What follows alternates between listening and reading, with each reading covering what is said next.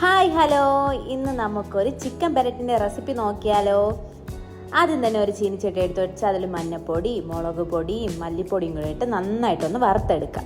അത് നന്നായിട്ട് വറുത്ത് വരുമ്പോഴത്തേക്ക് നമ്മൾ ചിക്കൻ കഴുകി വെച്ചിരിക്കണം അതിലോട്ട് ഈ പൊടികളെല്ലാം കൂടെ ചേർത്ത് കൊടുക്കാം. അതിൻ്റെ കൂടെ ഉപ്പും ഒരു നാരങ്ങ നീര്, പകുതി നാരങ്ങ നീരും കൂടെ ഇട്ട് നന്നായിട്ടൊന്ന് മിക്സ് ചെയ്യാം.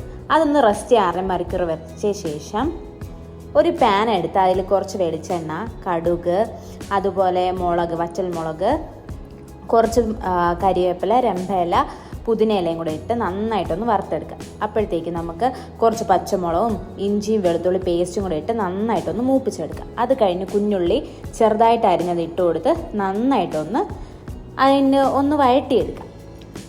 അത് കഴിഞ്ഞ് നമ്മൾ നേരത്തെ പുരട്ടി വെച്ചിരുന്ന ചിക്കൻ എടുത്ത് ഇതിലോട്ടിട്ട് നന്നായിട്ടൊന്ന് മിക്സ് ചെയ്യാം.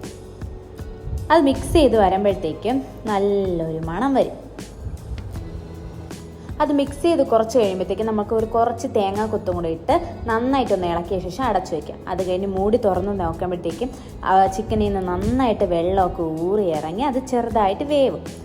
അത് കഴിഞ്ഞ് നമുക്ക് കുറച്ച് ഗരം മസാലയും കൂടി ഇട്ട് വീണ്ടും ഇളക്കി നന്നായിട്ട് അടച്ചു വെച്ച് വേവിച്ച ശേഷം വീണ്ടും തുറന്നെടുക്കാം.